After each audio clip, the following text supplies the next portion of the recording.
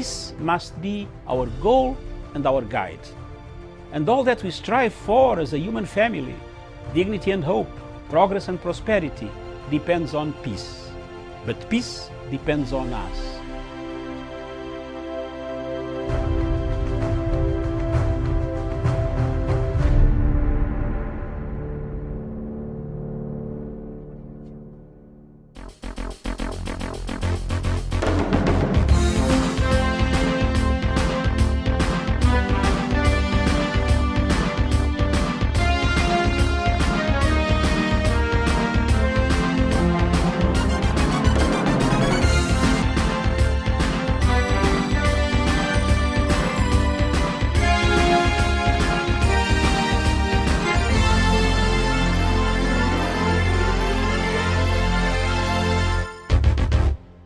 Good morning, viewers. Thank you very much for watching Punchline Africa Television. This is Good Morning with Africa. Breakfast with Dr. Matsanga, broadcasting from the Political Command Center of Punchline Africa Television, miles away from the headquarters. Good morning, Miriam in Nairobi. A very good morning to you, Doctor, and very nice to see you today, and a good morning to our viewers. Yes, thank you very much, Miriam. This morning, let's go straight to the headlines. You give us COVID-19. You know why I am somber? I am somber today because I preach. People don't take lessons. COVID-19 figures are rising towards 1,000. I said and I've said, then what is the use of this channel? The channel is to produce well-structured advice. And I want the people of Kenya to take it from me that from my experience of 65 years on planet Earth, I've seen what I'm talking about. The only thing I've not seen was Corona. But I've predicted 98% of what I've said about Kenya and Africa has come true. And I want to leave this message today. I said, don't open schools. You say you saw the mess. You saw the mess. You can see it is coming. Very shortly, people are going to say, gee, here we are. Don't open up the country yet. Not too much. You see what is coming. The figures are rocketing. We want money more than what? We adore money. Africa adores money. You want money. You want money to manufacture desks. Will you manufacture these desks for who? When the children are gone. Some people even got lectured on spraying children. Like their insecticides. Insects, just a fly. Is this the country that we want? Is this the Africa we want? Some students are sitting on the floor. This is a reality. Is this the Africa we want? When you tell people what is wrong, you have lost a year, prepare properly. Put in all desks in schools. Before you move, put everything, put water. Look at the water sinks. Have you seen the mess? Somebody has eaten the money and they have put a jerrycan and put it there, molded it for children, our children. What type of life is this? Hakuna. I can die poor, I will die poor. But I can't die when my ideas are suffocated. As a warning shot. I'm telling you.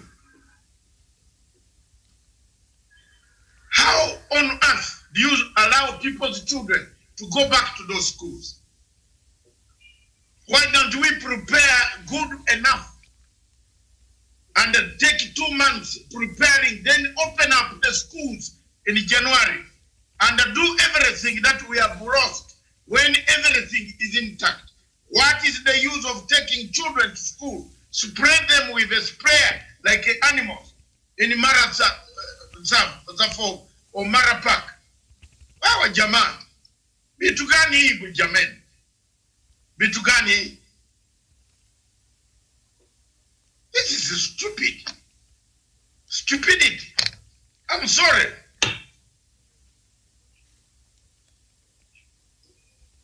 I'm sorry. COVID-19 is going up.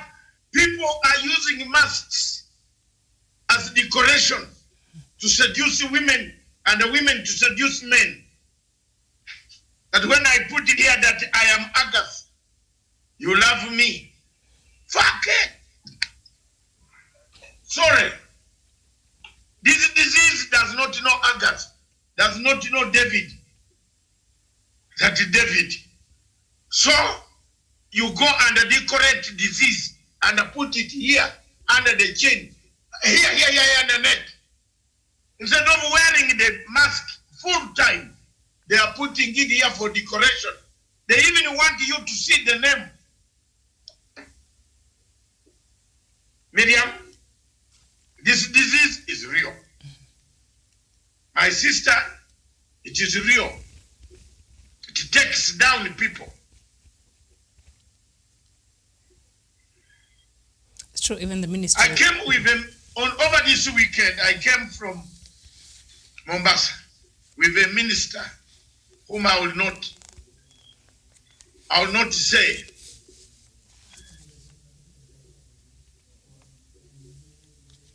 I said hi.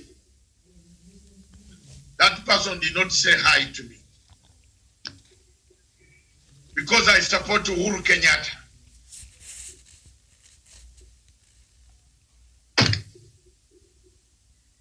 Okay.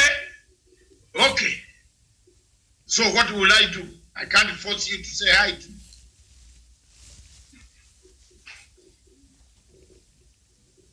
I don't want to tell you what happened. But you can put 1 + 1 and I know what happened off camera. Roho chafu. Uko na roho chafu. Muko na roho chafu mbaya za kuua watu. Roho mbaya kabisa lazima. Huwezi kuzungumza na mwenzi yako kumwambia hi. Because I support and I defend President Uhuru Kenyatta. I write the legacy every morning at 5 a.m. voluntarily. Uhuru does not pay me to write the legacy. I do it voluntarily. Then you don't greet me. And you're a whole cabinet minister. A thief in the cabinet. A thief who sells all the things that the president was talking about. You are now in the cabinet, seated, telling a lie. You have destroyed the entire cabinet, the entire administration. We have 620 days left in power. And we are still begging people to come to us. Come, baby. You are so right. Hey. This politics of hostage taking. Wachana. Nyenye mutaharibu nchi yenu. Because somebody is violent, you have to call. Oh, come, kuja, baby, kuja. Why? Which type of fury is this? You beat up people. You dismantle a system. You have not said, I am sorry. Then you come and go by the same Christian clergy whom you pay at night to dismantle Uhuru, then you come during the time, let's talk. Then you run to diplomats. Diplomats, my foot. These are the worst characters. Don't they see what has happened here? That the diplomats are pressurizing for discussion. I am not. I am a peacemaker. I'm not a hardliner. But to make peace based on intrigue, politics of intrigue, political intrigue is silly, rubbish, sardonic, stupid. What? Umemsikia mama? Leo wacha niseme kwa ukweli. Kama chakula wananipa, wacha yende. Intrigue. You cannot form, you cannot request for peace.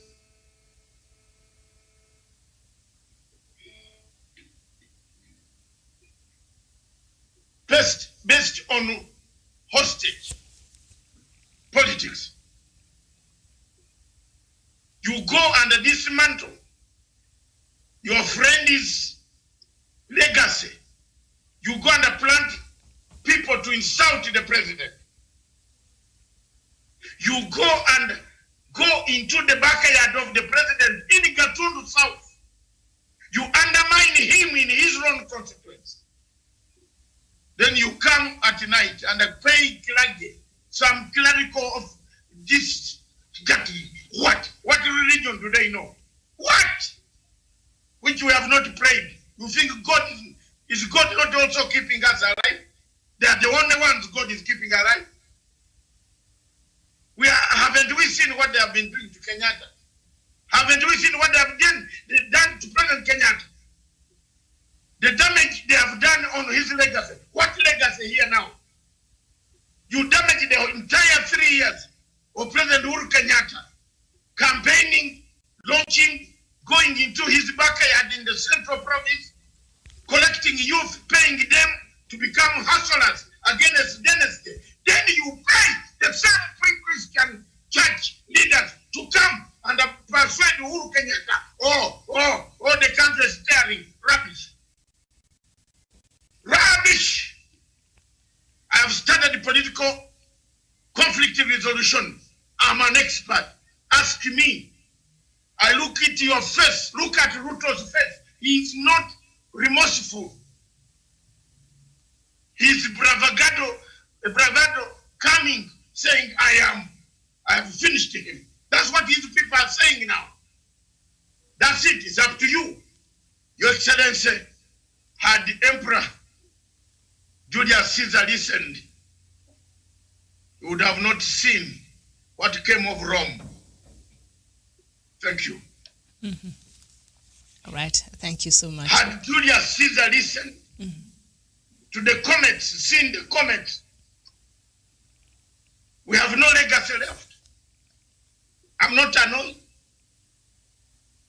I'm a friend who will remain there as a backbone. Whether ICC, whether where, I will always come, I will defend. I've told you here on this television that even if Museveni is taken to the ICC and whatever damage he has done to me and my family and the rest, I will go and defend him. That's how good I am. That's how I am. That's what my heart. I will put the difference of the damage he did. And I will defend him. The time is coming. It's not very far. It's not very far. It is me who intervened and stopped the signatures in Uganda from going ahead. I'm telling you, they have 60,000 so far. Yes. I told the Besigye, cool it down. Leave it. Leave it. Watch out.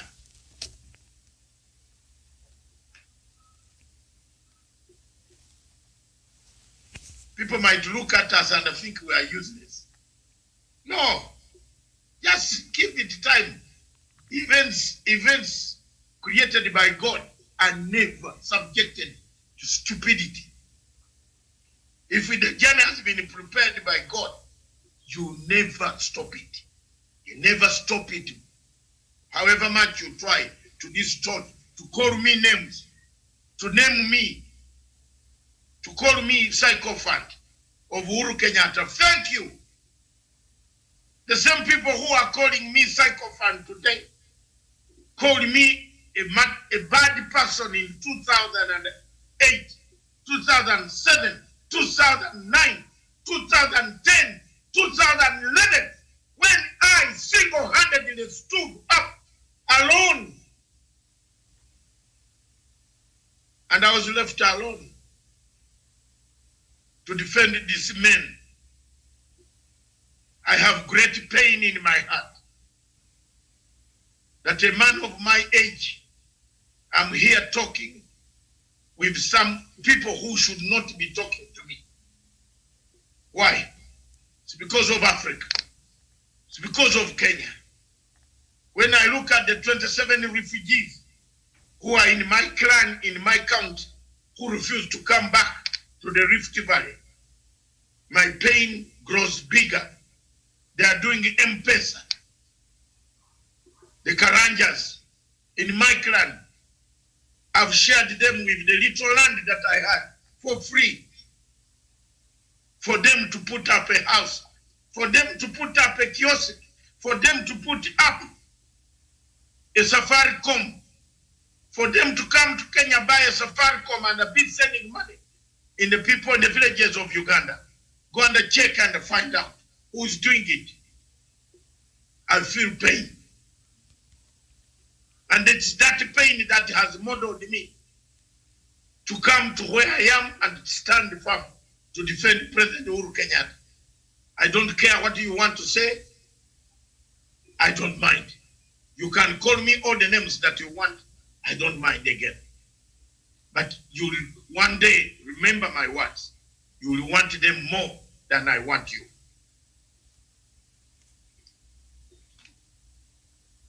Miriam, bring the figures of COVID-19. Right. And we begin from there. We continue. I wanted us to see exactly what damage we have for people not listening. So I laid the background of one of this by laying a background. Look at that. What did we say? We predicted that it was the wrong way of doing things just to collect money and the people to eat it. They collected the money, COVID-19, people ate it. Now that one we have forgotten. We moved to Ministry of Education. We are allowing children to come back, people's children.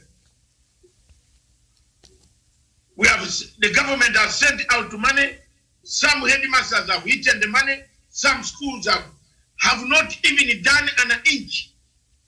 Students are in grass savanna. The grass reaches the doorsteps of the classroom. Nobody has even cut the grass. Here we are now. We are not washing our hands. We are not washing our hands. We are not wearing masks. You expect those children who have gone to school to wear masks? They have been told that your parents should buy masks. Surely. Now, some parents themselves have no money to buy masks of their own. And you expect those parents to buy masks for the children. Why didn't we wait to plan next year? What is wrong with this cabinet? What is wrong with some people? Schools in places. President Uhuru Kenyatta was in Paris. The moment he left Paris, the day he left Paris, the following morning, they closed Paris and France. Was closed down. There was a lockdown. Miriam, am I wrong? Yeah, it's being affected. In London, there is a lockdown. The pubs, things have gone back. We are in Africa, where we don't even have a ventilator of our own. We don't know how a ventilator is made. We don't have. We panicked and then said, oh, because of high prices, we went and bought high prices. Someone is justifying theft, obupi, babies, justifying theft. That the prices were high and we had to buy quickly. Where? That story of the COVID money is gone. We are moving ahead. Another story, or that peace, that negotiate. You negotiate with what? There is a competition in the Jubilee Park. You are negotiating what? You are deputy to the president. What do you want to negotiate for? Are you a president? Are you a co-president? Are you a co-president? Then what nonsense is this? Uhuru made a stand, shook hands with Raila Odinga. That is the type of handshake we are looking for. This time, here, tutabanana hapa. That is the handshake we are looking for. That never will again a person hold people on hostage. But we cannot negotiate with a person holding hostage. He's holding president hostage because we have people in the Rift Valley. You hold them on violence, to threaten them like a felony fund. You are taught by Museveni to use the theory of felony funds. That once violence and the violence are only used, people will fear you. You think we don't know? We are watching carefully also. You can dismember Kenya, but that place that way, we are watching. Wallahi, we are watching. This is a silent fury of the felony funds. Miriam, that violence, once you tell them we shall beat you, we are violent people. We shall go where president says don't go. Collect people to sit on a podium. MP one by one, howl insults to Uhuru Kenyatta. Oh Uhuru, oh this, oh that. Aha.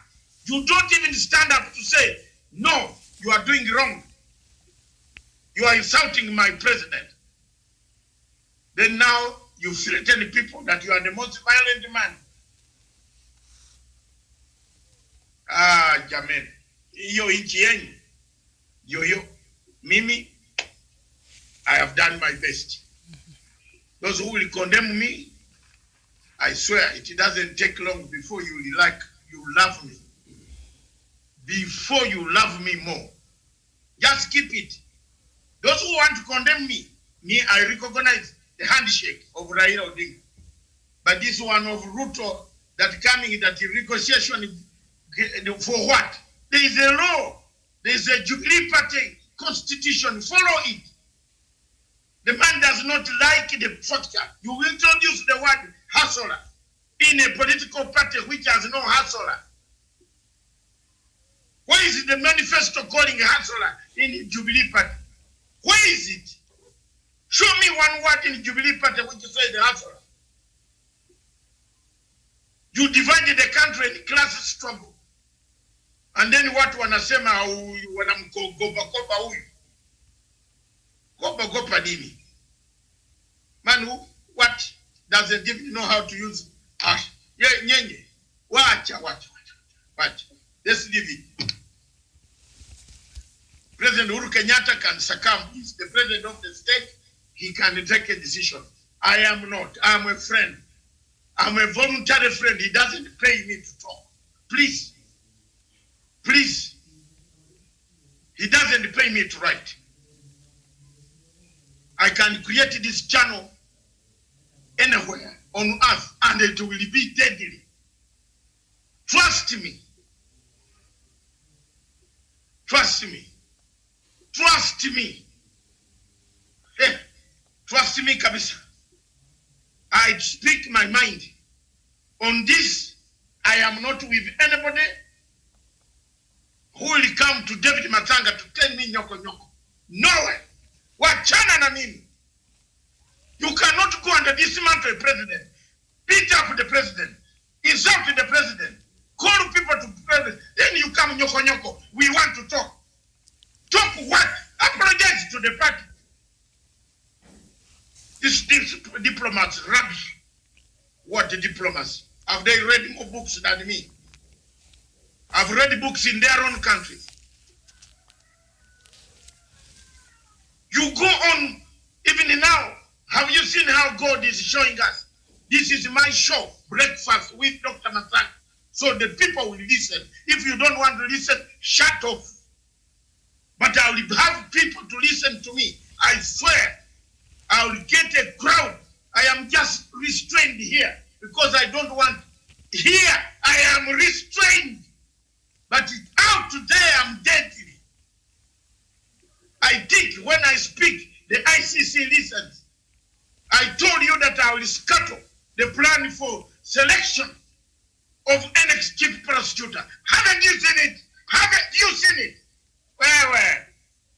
I told you I will dismantle that Kasumari judge. Kasumari judge uko the Hague kanasema what? That small lumpen. Where is he? Where is he now? Where is he? He can take retirement in Brussels house where he wanted to rape a woman. Somali woman in Brussels. Wonder what? I don't come in to talk to please anybody. I am now very determined to say my stand. I lost a job because of defending people from ICC. Out of the 6, only 1 came to say thank you. The rest did not. It's like a Jesus healing, beg all the lepers. Do you know the name, you priest, Mr. Priest? Sir, you know the name of the leper who did not turn up, who came back to say to Jesus, thank you? Yes. 9 of them disappeared. He was a Samaritan. A Samaritan, So, 1 person out of the 6 said, thank you, Dr. Matsanga. The rest, including Ruto, never said it. So, but watch the space. Watch Kabisa. Watch. International waters, they are there. Watch me. Unless you kill me. But I'm here. I'm telling you. He never came to say he walks around giving money to people like Hassan Omar to come and molest Uhuru Kenyatta, Mudhama, Harwale.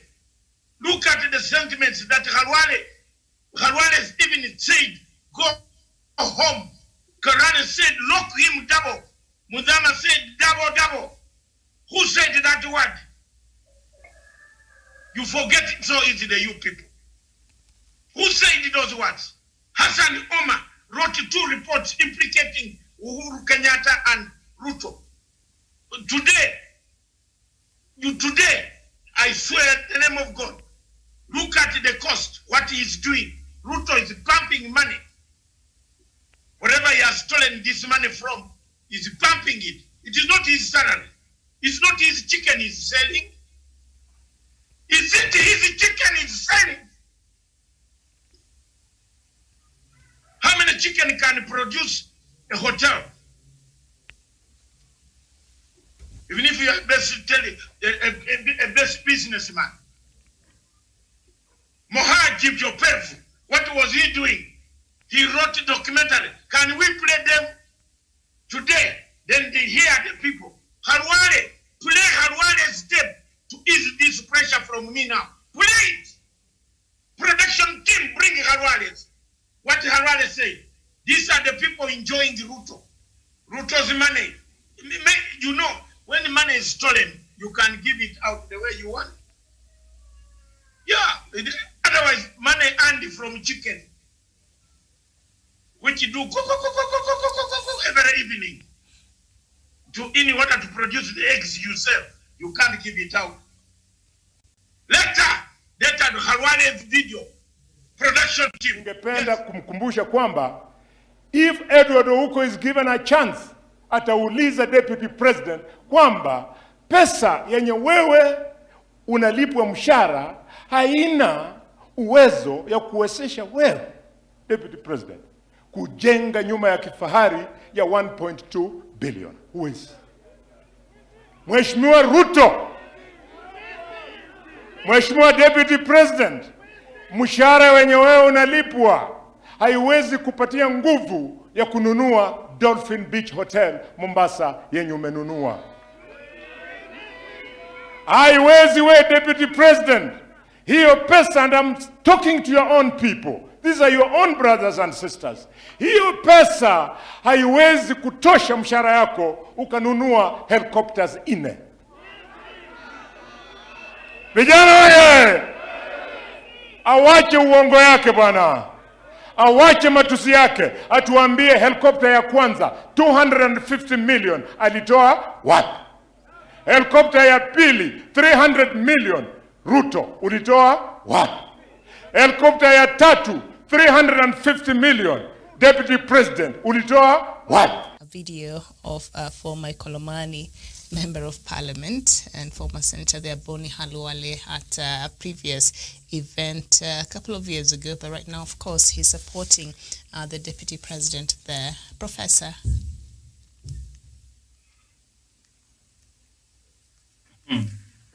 Professor Nyari, I am in a somber mood. Therefore, Miriam has given you the ground. Here you are. Yeah, Miriam, human beings are human beings. The same mouth which can curse is the same mouth which can give some blessings tomorrow. Honestly, I don't understand the politics of the poor fighter. And you know, basically, people who are supporting the deputy president, they are not doing it on the principle. They are basically going for handouts. And he is successfully sustaining them. And the politics of the stomach, Miriam, you can say anything. Like now, if we have what Dr. Arware is saying today and what he said in 2018-19, what can you tell me? What can you say? So Miriam, is very unfortunate that we should have principles. You should be able to have principles. Principles takes families, institutions, countries far. And you can be trusted. In fact, Miriam, if you betray me today, what makes me to trust you tomorrow? So these are the people who can take you, reaching you at the top, and they leave you to come down. That's what I have to say. I don't see any principles.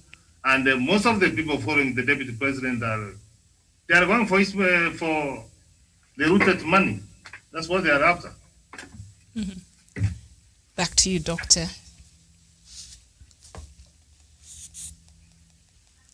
All right. So as we speak this morning, the figures no, it is not the question of looted money.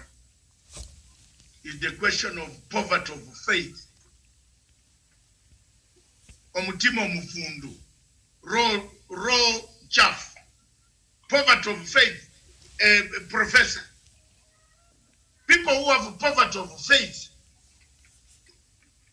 omutima omufundu, okutalina empisa. Miriam, I will translate for you. And that's the very reason why you should come to Uganda one day. I wish you crossed over, but it's too late. Poverty of faith is that you have a heart, but it is empty. During the Kibaki regime, the only person investigated to have taken money from Universal Health Care Fund and never treated a patient was Halwale. You remember? You remember the scandal of a clinic in the coast, Halwale. You remember also when you look at Hassan Omar. Hassan Omar only resurrected when the Italian nurse had been handed over in Italy. And his organization that he leads in the coast was heavily rewarded. Then you saw Hassan Omar came back. Hassan Omar was insulting Ruto day in, day out. Even one television in GBS medium were still working there. We had a show, me, Onyango, JJ Jr. On the show, Hassan Omar said, beg us, please. I am about to get something from Ruto. Don't damage him here now. I agree with you, it's money. I agree with you, the heart is very smelly. You know when you have a heart which smells and takes out engine, you know the heart pumps out things. It is smelly. Omufundu. Omutima omufundu. Okutalina mpisa. I don't know what you call it in Kisi. Omukima. Kumukima kumufundu. Those are the guys. I was coming from The Hague.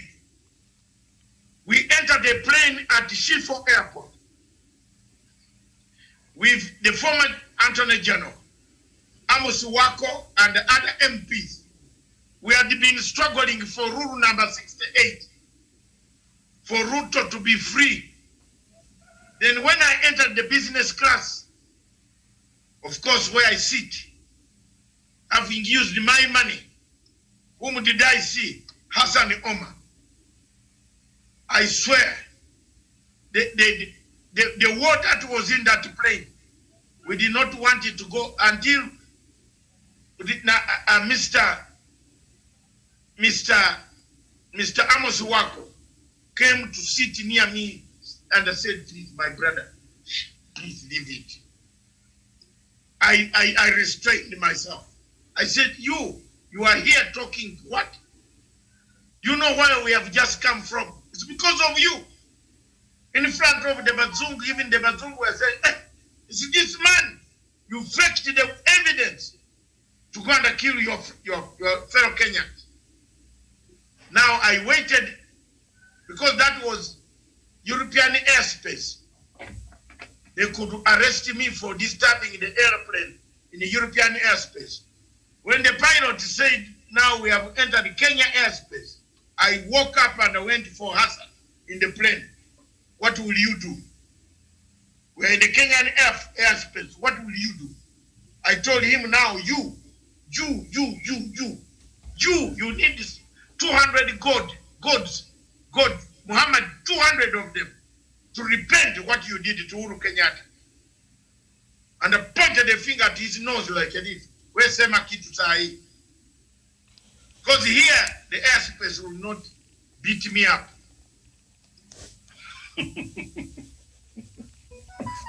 Ask Wako. Wako was there. And the several MPs, they were saying, David, you are right. They turned on they said, yes, this problem that you are Senator what? Senator Yamadawa. A Senator ya terrorism. Senator my Uyu. Watu. Nyenye mcheze nao wakenya. Haki ya Mungu. Hawa watu wataharibika nchi yenu. Itaharibika Miriam. It is not reconciliation, it's political intrigue that Ruto has played. He went, he threatened, he hostage took the Kikuyus in the Rift Valley and told them, you see all of them are panicking. Even those like Susan Kihika, their mouth when they talk, they are panicking. It's hostage taking politics.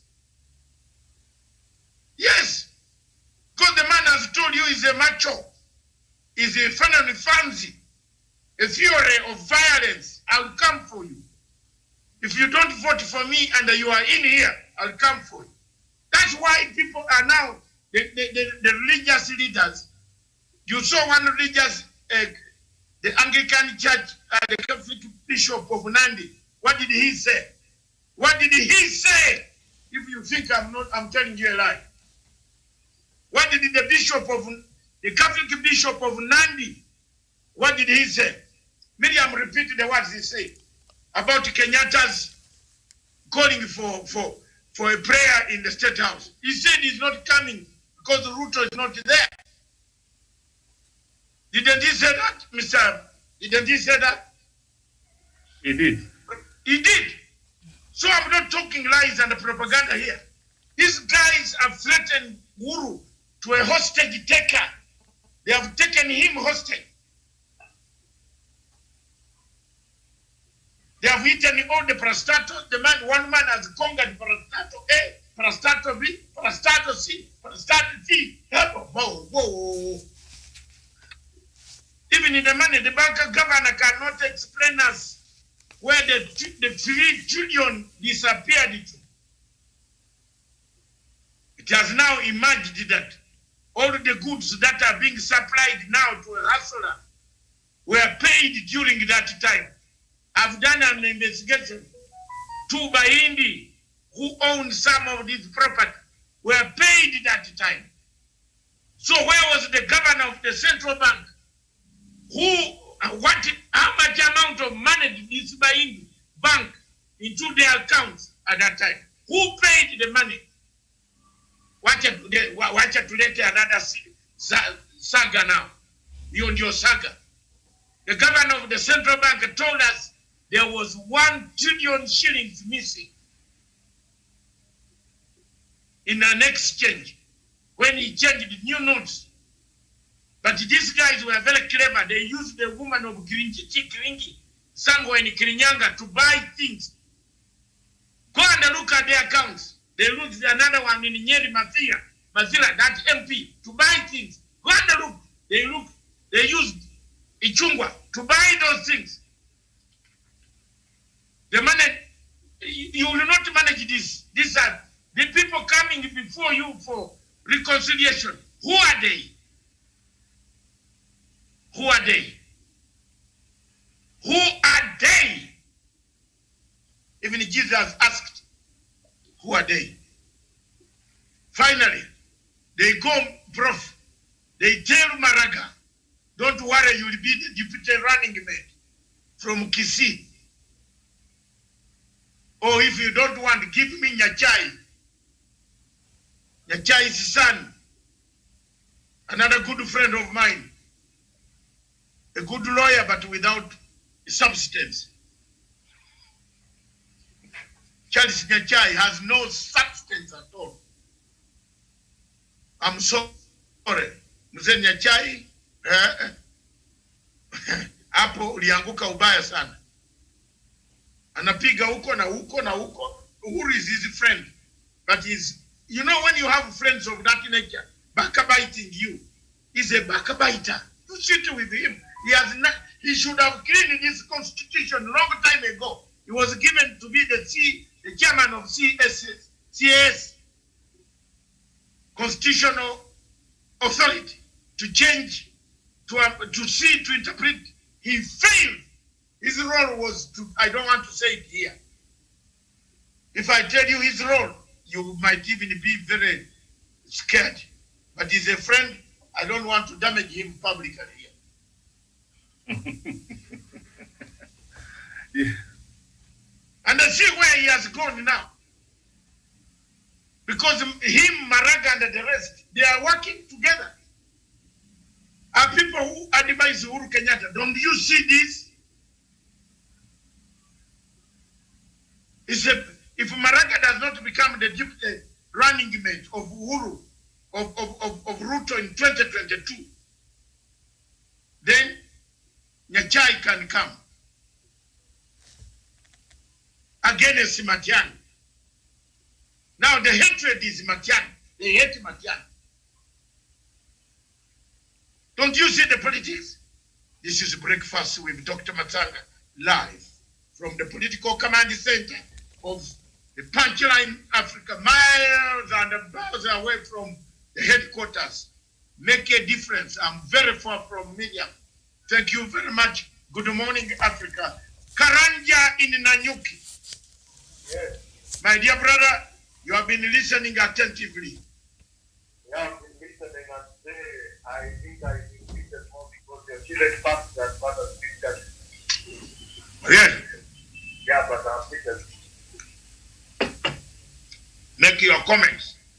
Yeah, and thank you very much. And I agree with you, Daktari, on everything that you have said. And yesterday, so the same deputy president who was to reconcile with the president, yesterday he was somewhere in court and he had a group of opposition. And to my surprise, all of them had the own teachers, some yellow teachers, some black colors, with a paper of a party, a political party, somewhere they are judged. And that is to show that we have already have a new political outfit that is working undercover, but it's just a matter of time before it makes it public, because that thing was planned, because they can't wear those stickers just for the sake of it. That's something that was well planned and articulated. That's to show that he has no interest of this part of government agenda. He just wants to bring President Uhuru down to his level, because when you can't reach some level, you pull that person who is in top of it, bring it down. That exactly what the deputy president and the Tanga do, so that they treat the president as a man who has failed them, as a man who has wronged them. And this is very unfortunate, because the president has never wronged the deputy president. First, he gave him all the government portfolios, half of the cabinet, gave him power to launch projects. But what the deputy did is come to Central Kenya, launching some empty projects and portraying the president as a president who already sees just sitting in the state house. And that is very unfortunate. Therefore, if we reconcile it, the deputy president should forgive.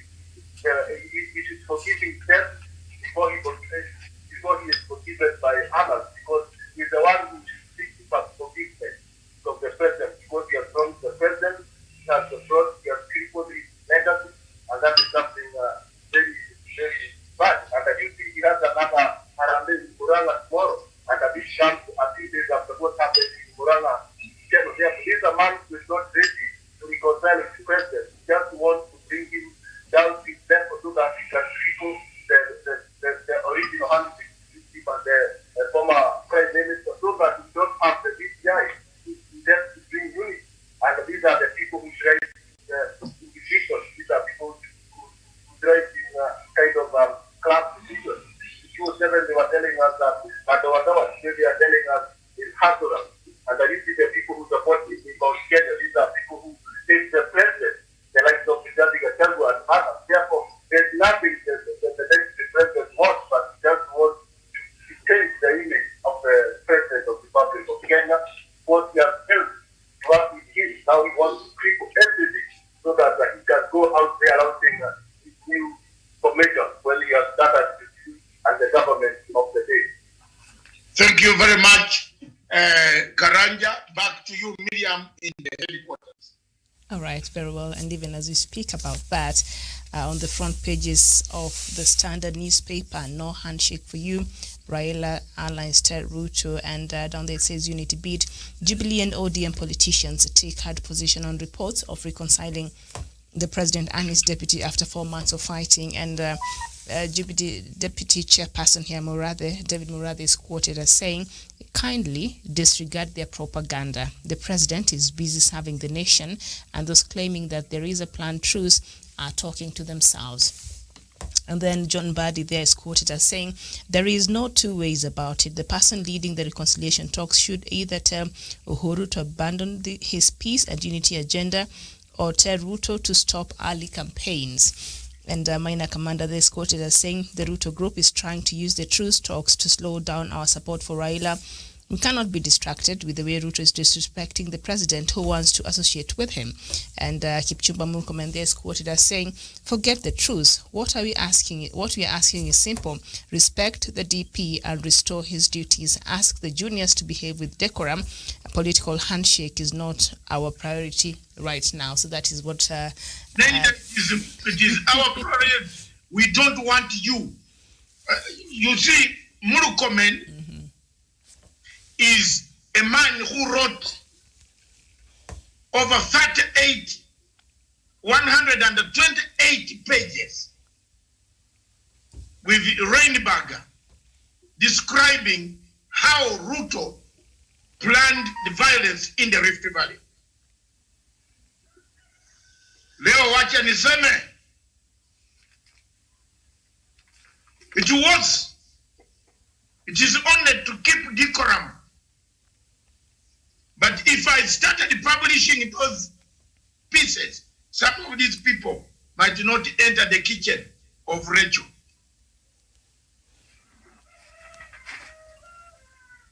When you see a man like Elenius Kaikai, a bankrupt journalist, pretending to be a journalist, you see what copying all my work every day, every morning, then he said he's talking on gun, that the tale of two cities. He copied my work, directed. Then he also wakes up in the morning because he's wearing a suit. You know, there's a problem when people have just seen clothes like Linus. Some of us who grew up in a place where there were toilets, we know. Sindio mzee, mimi toilet ilikuwako. 1955 was the first toilet for pulling. Oh, namna hivi. Oh, a long chain. Pull it. Oh. So when you give this type of people toilets today, like Linus Kaikai, can spoil the toilet. That is also able to criticize Uhuru Kenyatta. You just eat your salary in this stupid Citizen TV, which shows nothing but duplicates people's ideas. LSK Marcharia is going dry very soon. And he will render all of you jobless. You know? Mutarudi kwa Matsanga like this one. And nyenye muta open up online. Then as Kaikai today, this morning, wrote something very dangerous on his Twitter handle. And then as I put you on, we know what you have done. And very soon we put you on light. You will not like. You will not like it, sir. You know,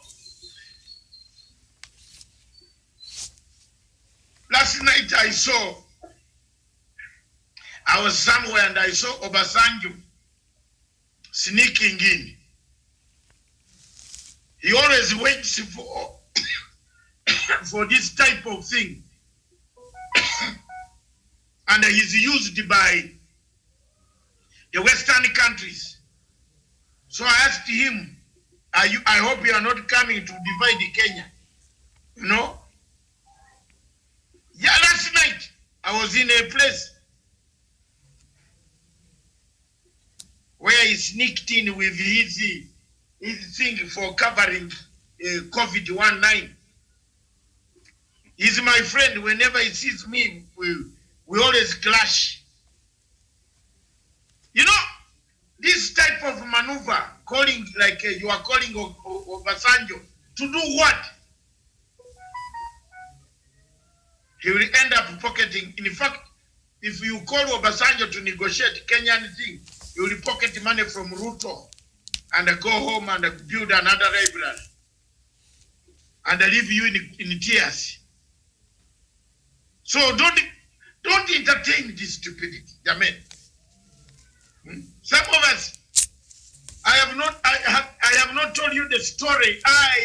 Chisano and Mbeki, former president, we are on a plane leaving after talking to Taylor and agreeing with Taylor. We left to go to Abidjan Cote d'Ivoire. Obasanjo said he would not be in Abuja. He said, go to Cote d'Ivoire, I will be in Abuja 2 days. Kumbe, him and Kofi Annan remained back to make a deal. They went and made a deal again after we had left. So Jermaine, I'm speaking to you something I know. While we are in Abidjan, I and Thabo Mbeki,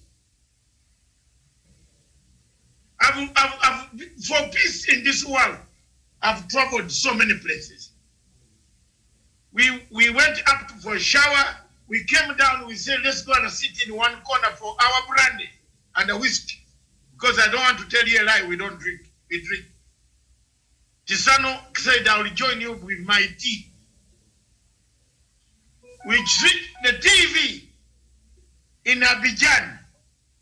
We are seated in the lobby, VIP lobby of the hotel. The TV, do you know what happened?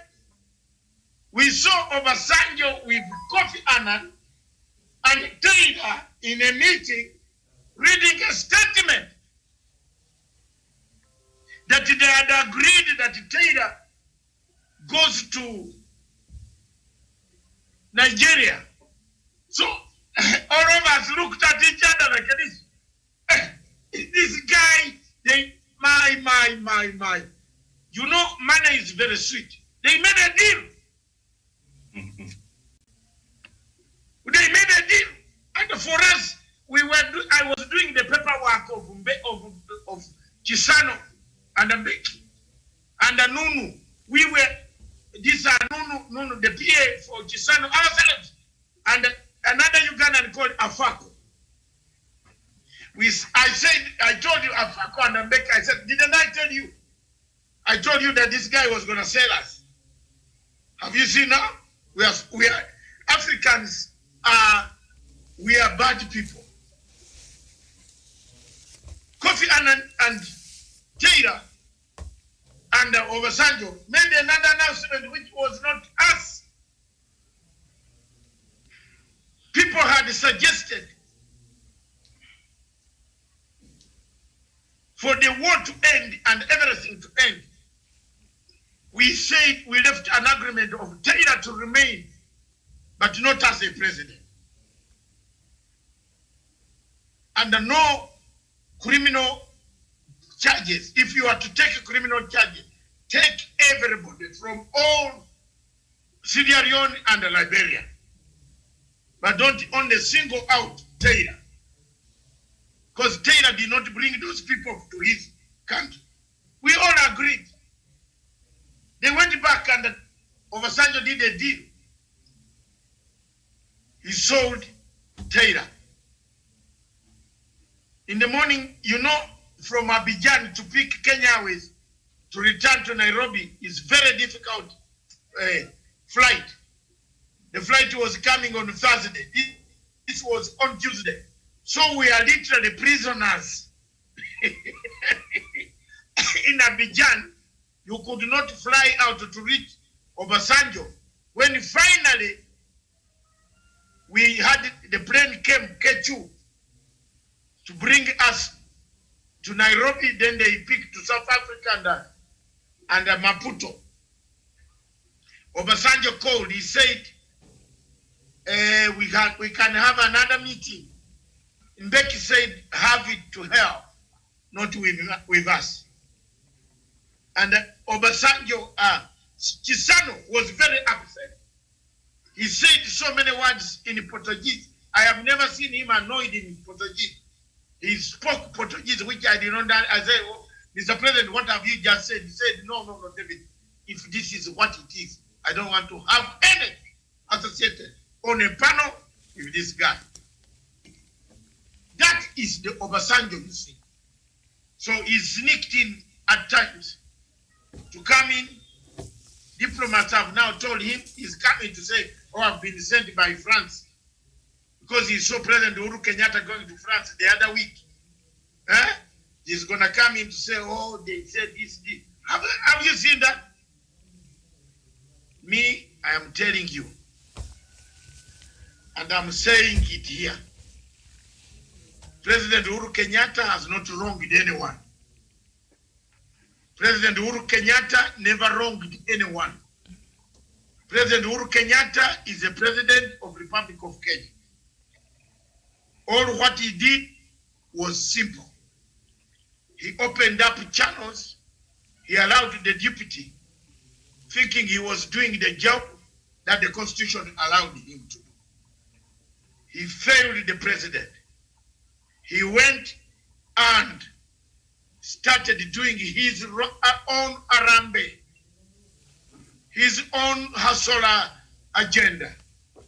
He violated the Constitution of both Kenya and Jubilee Party. What Jubilee Party should single on disciplinary committee is to sit down and pass a disciplinary action. If he doesn't agree with it, he can go to the courts. But at the moment, yes, reconciliation is needed. Yes. But what type of reconciliation? Do you reconcile with a man who is not remorseful? Do you reconcile with a man who is holding a sword of hustler versus you, whom is saying, I'm a hustler and I'm reconciling with you, but I still have my hustler coming to eat your food, whether you like it or not, by force? I rest my case this morning. Right. Thank you so much. And Doctor, I think that's where we end it as we take a break and come back with the People's Court. I don't know. No, give a chance to Professor. All right. Professor. But that was Miriam, that was resting my case, my side. Mm-hmm. Professor has to rest his case. You also have to rest your case. Before we say bye-bye, we have 90 minutes. We shall be taking intervals of that nature so that our voices don't collapse. I was being told by the doctor yesterday, we must take intervals to allow the courts to stabilize. Otherwise, we shall have a lot of infection, of throat infection, throat what. We should have intervals. We should not talk throughout, especially myself. So at 4:30, at 10:30, you bring what will happen to Africa, and that let the production team arrange that lady from Gupita's, my friend from Gupita's TV, what the Africa is to play us until the top of the hour. Those two. That is how, Prof, we should be doing things. We have hammered our points. Those who want to hear can hear. Those who don't want to listen, the truth is going to come. It is coming. It is not very far. Don't scatter Raila Odinga's move. Don't try, Mr. President. You scattered that one. We're back to square one.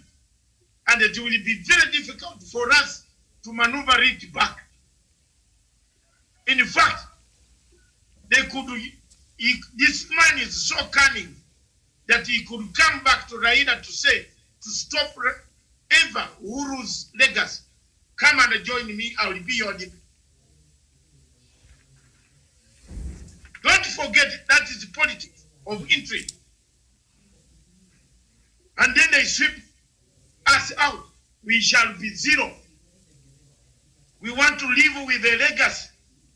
Whatever little that we can rescue, let's rescue it and go with it home. But don't fall into a trap. The party organs can take action. The Constitution of the Republic of Kenya.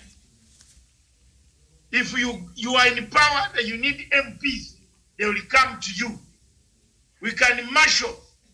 MPs should be thinking of how to tackle Maraga's motion, because already in the court, the verdict is already returned. If you tell me Achode, who was refused to be appointed because of the previous malpractices, will make a ruling in favor of Uhuru Kenyatta ngo, ngo. Odunga, ngo. Mwita, ngo. You are done. So, there are 5. 3, gone. Gone. So, the MPs in Kenya should have brains instead of dancing a song which they don't even know the meaning. Why are you Kenyans, you copy things which are not yours, but in your country, you tell musicians to sing to praise the hustler. Jerusalem is a song from South Africa. Now everybody in Kenya is that we dance in Jerusalem. Why don't you do yours? Shame upon people who don't do their own. They want to dance something which is not theirs. They are here telling Ruto, hustler. You look at the musicians, Miriam, you better bring this one tonight. Today at 3 p.m. unfiltered. Nataka kugonga wale wanacheza Jerusalem. Rubbish.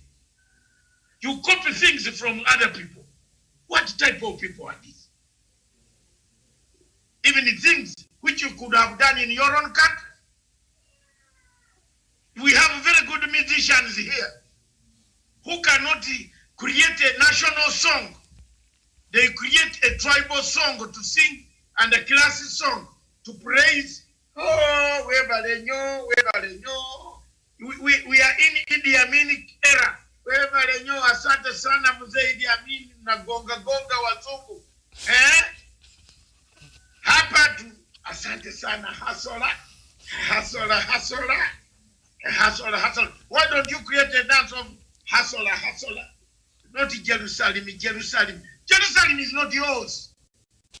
Shame. Don't you see the shame? No, my dear brother, professor, even where you are now in your heart, have you seen the shame? You have your MPs dancing in Jerusalem.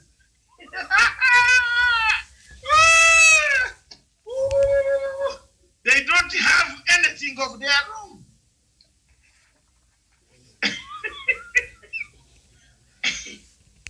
Is it Pan-Africanism? I think it is Pan-Africanism. Professor at its Onyeri, best. Pan-Africanism is at its best. Professor. Why are you hiding your shame? Doctor, you love dancing. I'm surprised you've not had your version of that Jerusalem song. No, I love dancing. But I cannot dance a dance which has poverty of faith. Like a Jerusalem. Look at the depiction of that song is upon the background of the shanty towns of South Africa. I'm sorry, my country has no shanty town. Ooh. Sorry. And you can blame me. Do you now blame me? You also want to castigate me as a foreigner? The only shanty town we have is where we collect Al-Shabaab and the sympathizers. If you want to come to Uganda and you are from Somalia, you tell us which elder in Uganda you want to see. The Somali, there are so many of them. And which clan leader? Then we shall call the clan leader at Entebbe Airport, hand him over to you. So if you disappear, the clan leader will also disappear. That's how terrorism in Uganda has been fought. Thank you. Right, thank you. So I don't have, that's the only shanty of Chisenyi. Ask any Ugandan, go to this C and the J, CJ. That man is a Ugandan. He will tell you how he made his money. No, nobody called him a foreigner. Nobody. He made the money. From Uganda, he has got that same label. He brought it here. It's called CJ, one of the most popular, neat, the best joints. And here in Kenya is the best joint. He's a Ugandan, Somali. Nobody has discriminated him. We gave him the passport long time ago. But you look at Matsanga, even I have an identity card I don't have. After saving so many things here. Are you not ashamed, elder professor? That you can't even award a man of my stature anything small for my contribution I've done for this country. Then you go on picking a song from South Africa and you start dancing an MP of a constituency that you are doing it in the parliament. Are you not ashamed? Are you not ashamed? Surely. Don't say I have said anything wrong here, Miriam. Doesn't it shame you that you have a bishop from Kisumu who goes to tell Ruto that it is Solomon who killed Goliath? Or Goliath. And then later on, he goes on national TV to say his money is sorry. He has been reading the Bible and it has made him mad. That's what he said yesterday. Are you not ashamed? Hey, Wamai, Wamama. Like that, the old man admitted that it was long since he was taught the stories of the Bible. And he His said memory as a rapture, and he corrected himself. And he said he's an old man, so he forgets sometimes. So, all right. So, Miriam, let me just have this to say for on reconciliation as we go for the break. Miriam, if you go on the ground and you are on the ground, all is not well in our country. Yes, the handshake came, it cooled the temperatures, and the temperatures are rising. And on this, I am not with Daktari. He knows, as a peace and conflict expert, giving a chance to a honest discussion is good. We can't talk at each other. We talk to one another. If there will be sincerity and honesty, we discuss. And you know, human beings, Miriam, have got dignity, which sometimes even when they go down, they want to hide. So what we need to do, Miriam, if anything goes wrong for this country, history will record President Kenyatta. He is the president for this country and the properties of Kenyans. That's why he went an extra mile to have handshake with the Prime Minister. And they have done very good. They have remained very faithful. Leave around now, what you see fighting back media is corruption. Some of the items which they're insisting. So what I want to say, Miriam, here, we don't make rules. I believe in rule of law and governance. And sometimes, let me tell you, Miriam, even some of these members of parliament, apart from disturbing the country, I have got no sympathy for them. Because they sleep. See the kind of song they are dancing. They are living to registrate serious things. So if there is a way we can secure the presidency and secure the nation, these members of parliament, I can send them home, Miriam. They are the ones who have put ourselves in this quagmire. They know very well if the president and the deputy president cannot work very well. The constitution gives out on how you impeach someone who is not working. It is the members of parliament and the Senate. What are they doing? So I agree on Dr. Matsanga. Let the Jubilee Party follow their constitution, and let the National Assembly, the members of parliament of this country, because our constitution is very clear. Why do we have an impeachment clause? Why do we have it? Why do we have it in our constitution?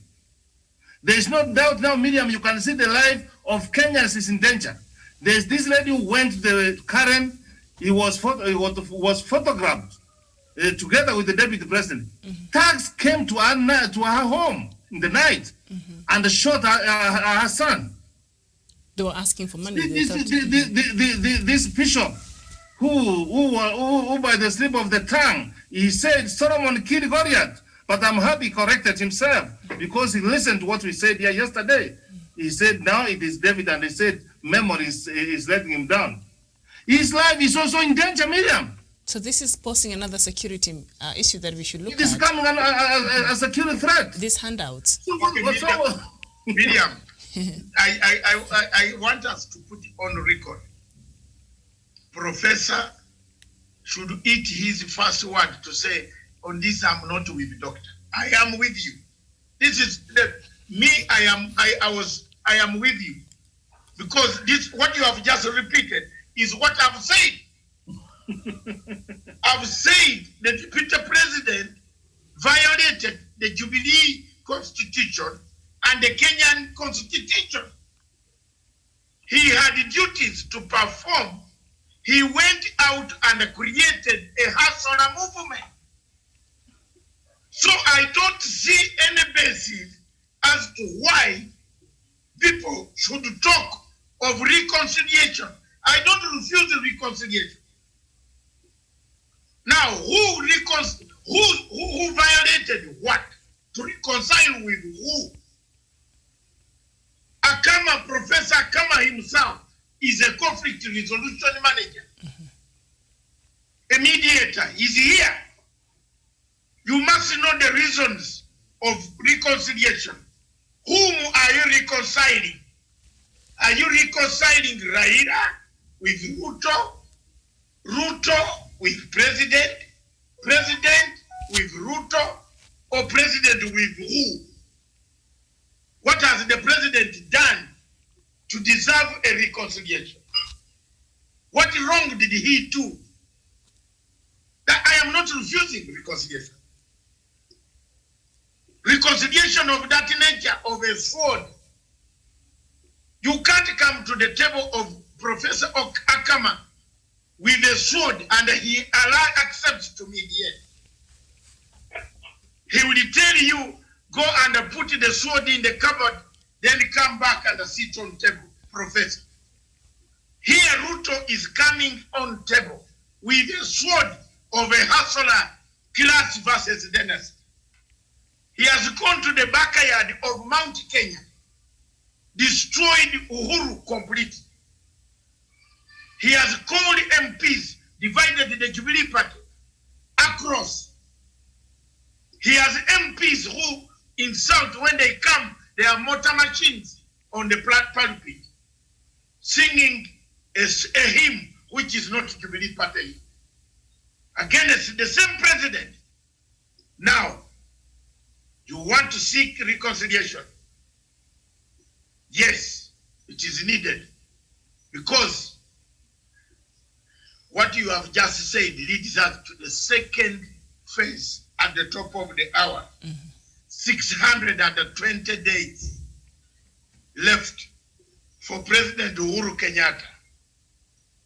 Is there hostage-taking politics? And Doctor, a very important point there on top of what you just said, what Professor was saying there earlier about what we watched on the news yesterday, even the clergy there in Kisumu, he said his life is in danger because people assume because he went and met with the deputy president, he was given a lot of money, so now they're coming for him, and the other lady also was seen photographed. So this is now is creating another security issue that we have to deal with, that also now we should address.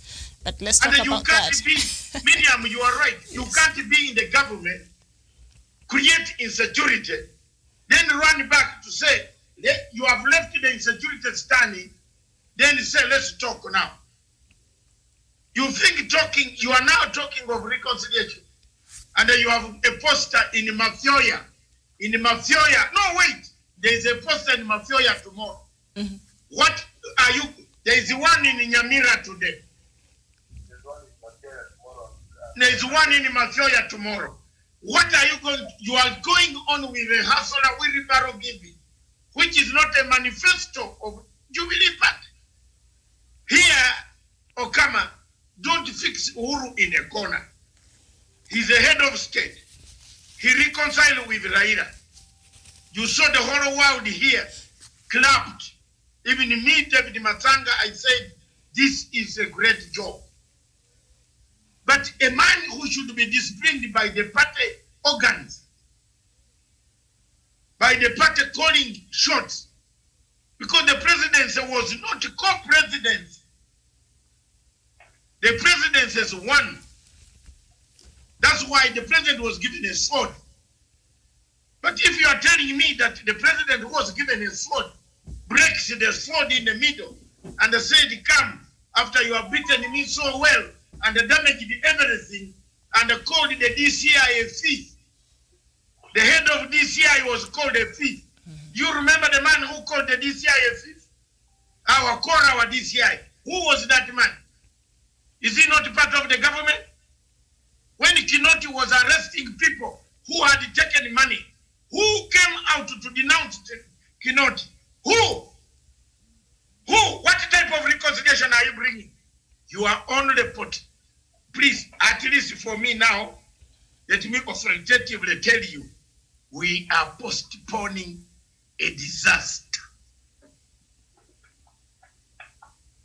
And it is going to be a disaster. It is not reconciliation. If we don't take stand, we have postponed a problem. And this problem, do you know why? The BBI will not be put forward. And if you don't put BBI forward, the time for elections is nearing. Kenyans will come on the streets and ask for their election. Who is going to go out crying? Who will cry? Who will cry? Who? Because there is nothing that, Akama, there is nobody, Onyari, nobody has put a structure for elections. Have you seen that? I was building a case, and I wish you could have allowed me that I build. Maybe you finish, Professor. I have not refused. I was only giving a case. All right. I was saying the president is in charge. There's no vacuum in the presidency of this in this country. He has got the instruments of power. And if the deputy president doesn't want to work, then we have to use the constitution to show him the way. We use the Jubilee Party to send him home, or we used Parliament to send home. That's the case I was saying. Dr. Matsanga, we cannot bring reconciliation in the middle of another reconciliation. Now you have corrected. I'm happy with you, because at the beginning you were saying you don't agree with Dr. Matsanga. We have got a redemption strategy. Yes, but you cannot redemption when you have not been remorseful. If the redemption strategy does not work, because some of the elements causing problems are the problems which have been identified in the redemption strategy, corruption being one of them. The proceeds of corruption are being used to destabilize the government. And I was talking about insecurity. This is what I was trying to say. If people going to Karen, going to elsewhere, if their life is not safe, then it is high time that the government bans those kind of meetings. Because there's no point, someone goes to the deputy president today, people come to kill him. This lady of Kariobank, and the courts, I wish for the quick recovery of his son, he was shot. Bishop Pesa is crying to claim that people have come for money. So time has come for the president and for the security agencies of this country to say that the association of the deputy president and the Kenyans, their life is being unsafe. So Miriam, on this, and let me tell you this, Miriam. I'm here. I have given two recommendations to people, Miriam. One was Riek Machar. Riek Machar decided to run away from negotiation table. You cannot succeed if you don't talk to your problem. Miriam, on the ground, the way Dr. Matsanga is trying to say, we discussed the drums of war, didn't we? We discussed. The ground has been laid down. So time has come for the deputy president of this country to be dispensed off from government. he goes outside to start planning how it wants to take power. Because Dr. Matsanga, like today, the cabinet is meeting in Manyani. Yeah. He called Kisi to bring tomorrow. Then this man, Miriam, is not in government, is running his parallel government. I submit my case. Is he? Can you prove he's in Nyamira now? I don't know. He's supposed to be there.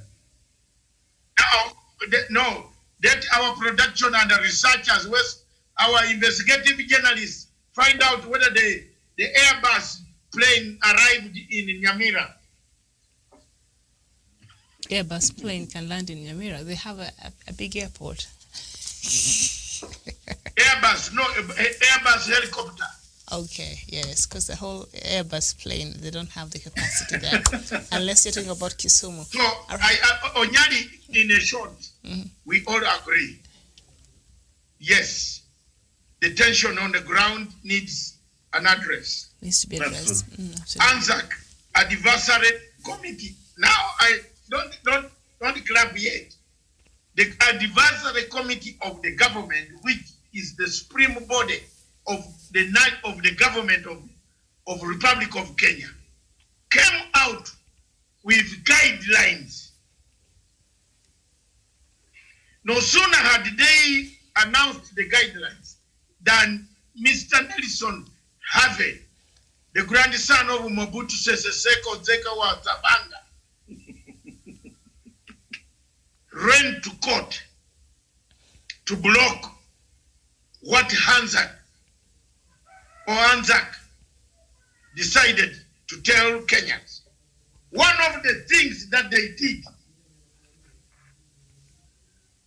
is this. They said there is no more usage of the word hustler because that word is dividing Kenyans on a similar mood like a Rwanda Hutu people. They made it very clear. So if you continue to post your posters on Facebook calling for a hustler movement, going to give wheelbarrows in Mathioya, in Nyamira, in what?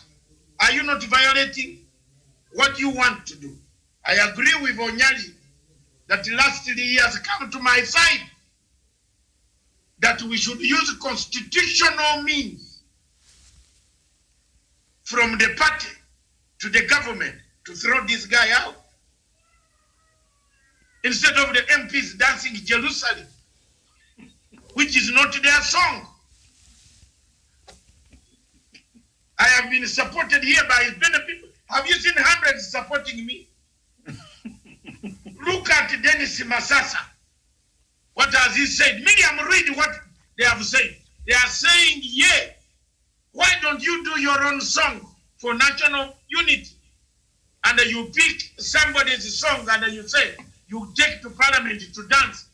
Are you normal here? The only way left now for the Jubilee government to survive and President Uhuru Kenyatta, mzee ndugu yangu mpenzi, nisikilize baba, get 240 MPs, get them in your hands, call I am happy you have called the Senate and they called them, the senator, no MP today will accept to be voted out prematurely. Call them mzee and take action. They will come. Your Excellency, you are in government. You are not in opposition. You are in government. Take my political advice. Get those 240 MPs. Bring them on your side. Use them to finish this adversary notion. Use them to finish the erratic, impulsive behavior of a malcontent. who has defied the party, defied every instructions you have given. If I have spoken wrong English, take me back to school. Thank you. All right. Thank you so Miriam, much. We shall take a short Karanja break. wanted to. One word, Karanja. Yes. Mr. Karanja, one word on the media, Mr. Yeah, I want to say this. I agree with you. Hello? The president has Hello? I don't mean to call you short. I don't. All right, as we wait there for Karanja, we apologize for that. Why can't you read that comment from our viewers? They also need a feedback that we have read their comment, please. Yes, the one from Dennis Masasa. All of them. They are very few.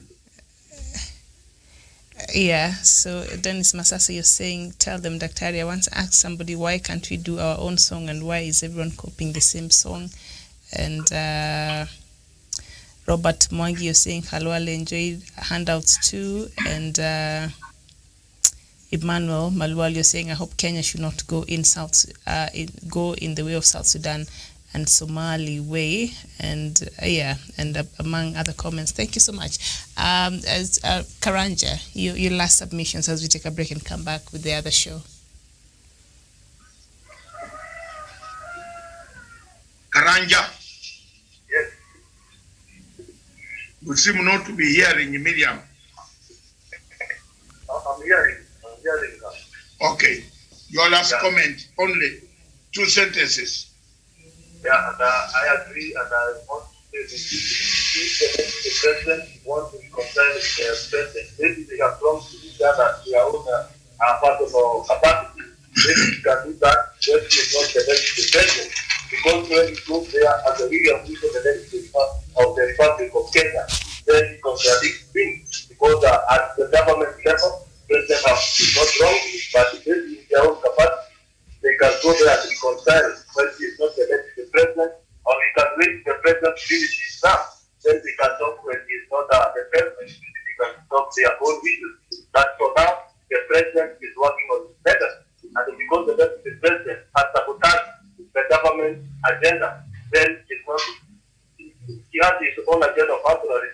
He can continue growing his agenda out there, but not become as contradictory the government and the Harris president and the Raila, the former president Raila Odinga, is that the way to lead this country from violence and electoral justice. That is the way to go, and that is the direction that Kenyans should take. Thank you very much, Daktari. Oh, thank you very much, Miriam.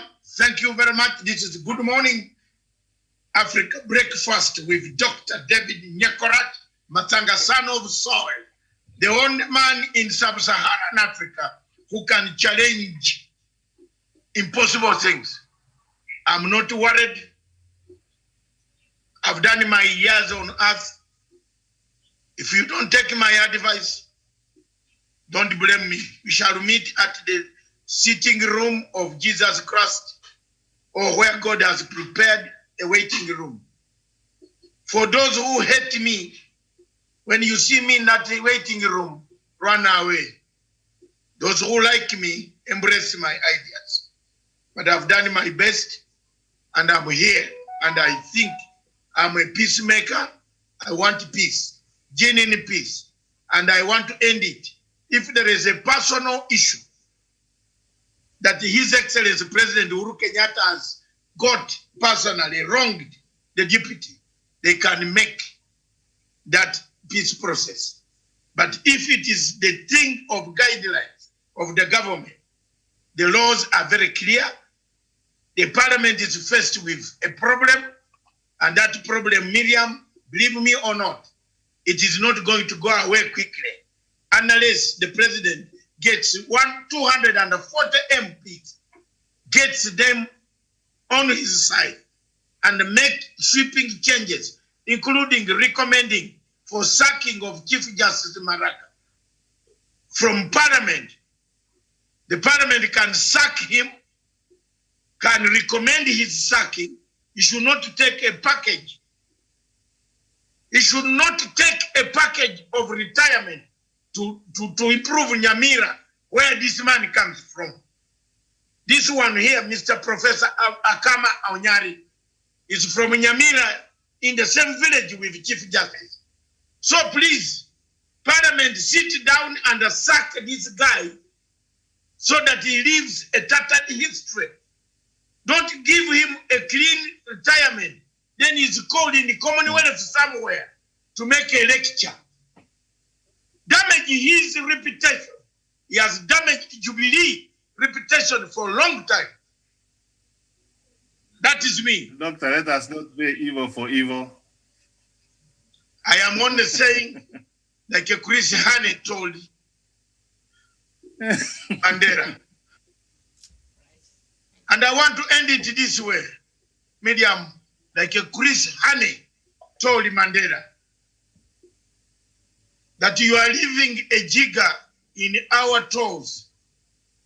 It will grow to finish us when we don't have jiggers in our fingerprints.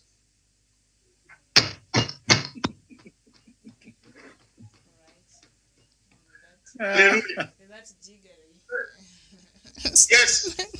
Miriam, don't forget, you are leaving a jigger Yes. in the eggs of jiggers in our toes. Oh, Lord. And Mr. President Mandela, please, when time comes, we shall have no jiggers in our toes, in our fingers, but the toes won't be walking. Is South Africa walking today? It has jiggers. All the jiggers have manifested. No. Literally, the jiggers have crippled it.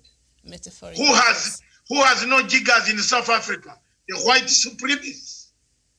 They have the best cars, the best houses, the best education. They even take their children to United Kingdom. Does a South African black man fly the children to the United Kingdom for study? No. Mandela left South Africans with jiggers. All right. Thank you. We shall see you here in a few minutes for another show, The People's Court. Let me just remind us the topic that we will be looking at so that we prepare for that. And we shall be looking at 620 days left. Is it time for fatigue evaluation in Kenya? So thank you so much for watching. This has been Good Morning Africa, a breakfast by Dr. David Matsanga. Of course, on the panel was Professor Onyari and myself. So we shall see you on the other side of the And don't forget Mr. Karanja. And Mr. Karanja, all the way from Nanyuki. Thank you so much. Thank you so much, Doctor, for And that. you better come back on Zoom, man. Yeah, we need him back. Karanja, fix Are you that. We need you back. on Zoom?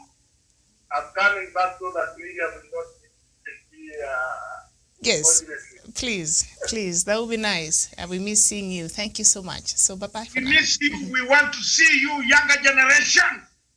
Yeah, I'm coming. Yeah.